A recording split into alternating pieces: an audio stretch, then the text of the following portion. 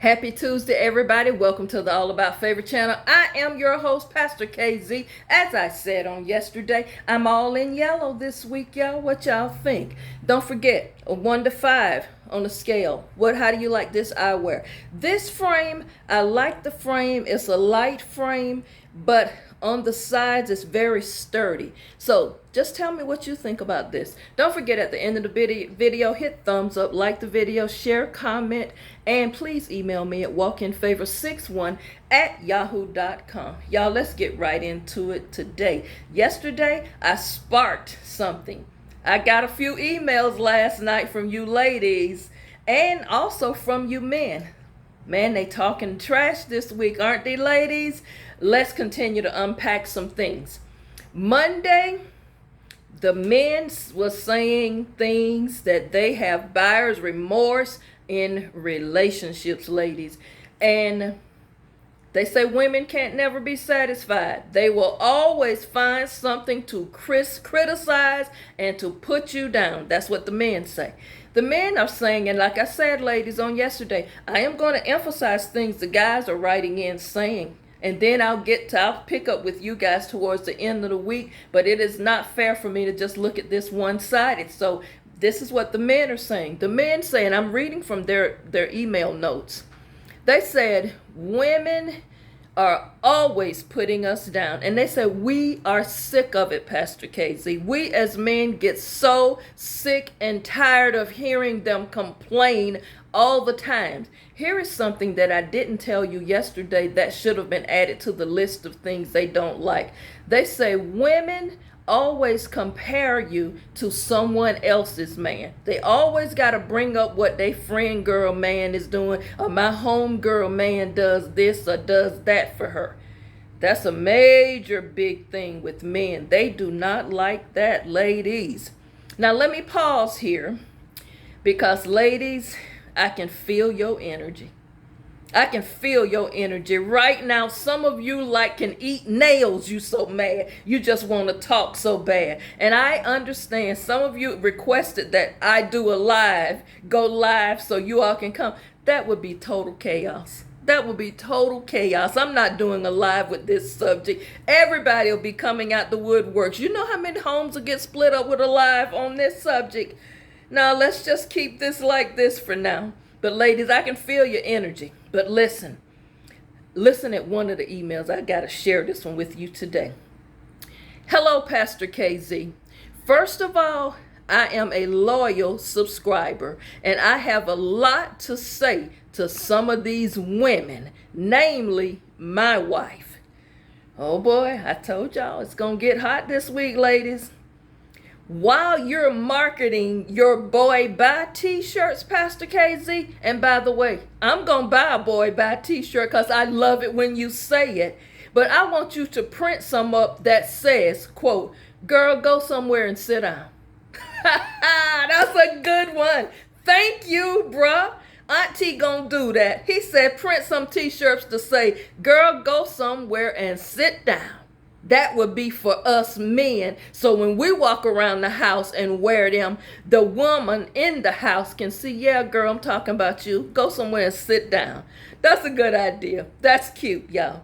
Now, he continues to say, I've been in prison 11 years. Yep, that's what I call my marriage, prison. And my wife is the warden.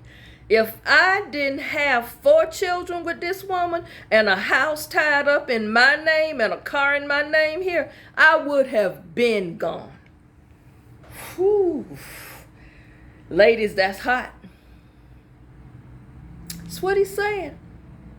His marriage, he calls prison. Now, when I first read his email, when he said, I've been in prison 11 years, y'all know I'm thinking about actual incarceration. You know, jail. I'm not thinking he's talking about his marriage, but he says, my marriage is a prison. That doesn't sound good, y'all. Not at all. We can make light of it, but that doesn't sound good. He said, my wife is the warden, and I don't really want to be here. We have absolutely nothing to talk about. We don't sit down. We don't do anything together as a couple. She says she can't stand me, and I tell her good, because I can't stand you. This is all the energy going on within the homes. I just wanted to share a little bit about this, what's going on with me and my house, Pastor KZ. I am miserable. To be honest, I love my children, but I don't even want to be there. I don't even like my wife.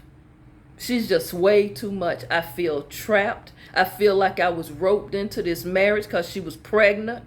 And I just felt the pressure from her family and mine since we had gotten these kids, some of them out of wedlock, to get married. Okay, I told the truth, Pastor KZ. Now, help me. Thank you, nephew, for sending this email. Y'all, he said a whole lot more, and I may give you a little bit more what he says tomorrow or later in the week, but I got a couple of other more guys' emails I'm going to share maybe later in the week. But y'all, they all pretty much saying the same thing. They're all saying the same thing, y'all. I don't want to read any more of what he's saying, because it just goes on, and he goes in depth about personal things that he just has buyer's remorse, y'all. Buyer's remorse. And he's asking for help. He's like, Pastor KZ, I did buy the journal, and I'm going to start journaling. But at this point, I don't even really want to go to marital counseling at all with her. I just don't like her. And the truth be told, I don't know how in the world I got 4 children with her. I just started off, we were just hooking up. And the next thing I know, we're in a full-blown relationship, then a marriage. Boy, I didn't think that through. That's all I'm going to read about that, y'all. This is a tough one. What do y'all think? Ladies, do you hear what he's saying?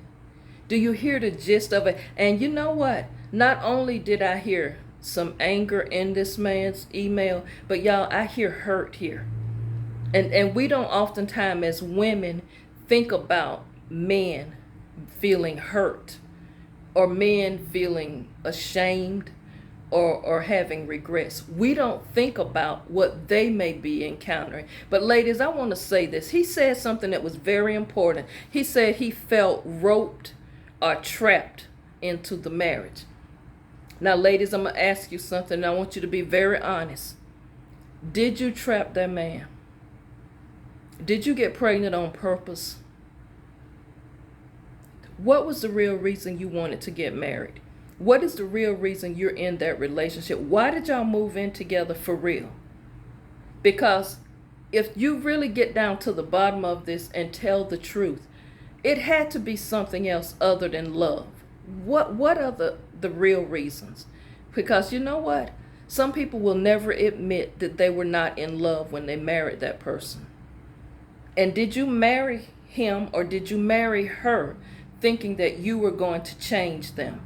Why did you get into that long-term relationship? Because when you make a commitment, whether it's a commitment on your job, or a commitment to be on a committee, or a commitment to be in a relationship, your word is your bond. And some of you have a difficult time either keeping your word or keeping your commitments, or some of you are falling into, going back to last week's, people pleasing.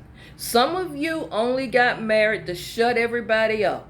You really wasn't engaged. You really didn't want to be involved in that, but you went along to get along. Let's just keep it real. And some of you stayed, and you are still, as you would say, stuck in those relationships because of appearance sake. I mean, we're trying to be honest here, and this is in no way, like I say, I'm not offering any therapy, any counseling, or anything. I don't want you to run and break up with somebody. That's not what I'm doing, but I want you to get honest and get real. Because some of you are putting the blame somewhere, when sometimes you got to point the finger at yourself and say, I caused this, I created this.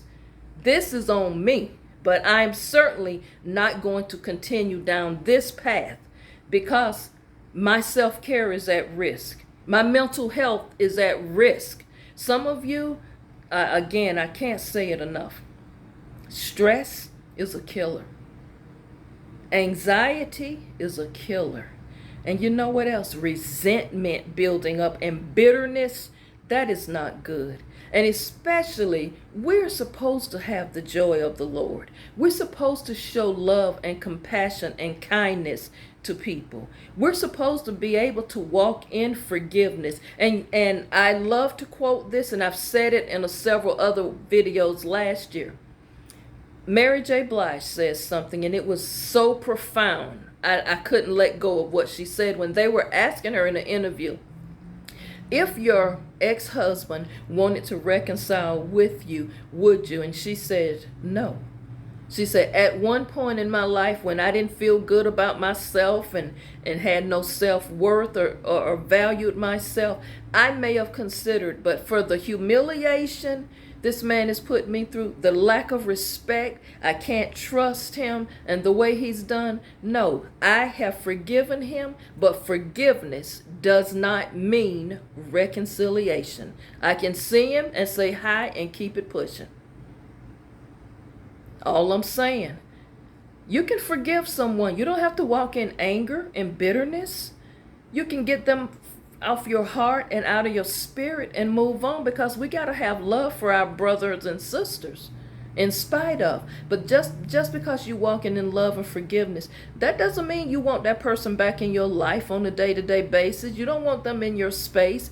And for you, like he said, he would be gone if he didn't have the 4 children and the house with his name on it and the cars with his name on it. Nephew, you're going to always be the father of those children. You're going to always be daddy to them. Okay? She can't take that away from you. Those are your children. As to the house, you can get your name off of that. As to the car, same thing. See, sometimes we get more attached to the things than the people. Sounds like to me a little bit, you more attached to the house and having the image and the cars and all of that. You know, all those are things. See, we got to understand, material possessions trap a lot of people into staying. But you got to worry about your wholeness and your wellness and your spiritual walk. You can lie to people, but you can't lie to the Most High, because He knows all about you. You got to walk in honesty. Again, bring your life into balance. Get yourself focused so you can begin to break down and be proactive and problem solve some things. You don't have to stay stuck somewhere you don't want to be, because you know what? Eventually, your children are going to see that animosity between the two of you. And you don't want to bring children, innocent children, into your mess. Sometimes the grown people mess things up. And then you bring the children in. And then the children now going to start having behavior issues. Y'all need to sit down. If you can have a conversation, lock hands and pray. And it's okay to say, you know what, babe, this is just not working anymore for us. But just being in a house with that energy of negativity, that's not good either. And like I said, if you're in it for the wrong reason, you weren't about or focused about what people gonna say, what the church gonna think, what this person gonna say, you gotta not worry about those things. It's time to get focused. Be honest. Self-care is the best care. I don't want you walking around being bitter, broken people. Yeah, you're gonna hurt. Yeah, you're gonna miss being in that relationship. But is it a relationship when you don't even communicate with each other? He said in this, she says, I can't stand you. And he says, that's good because I can't stand you either.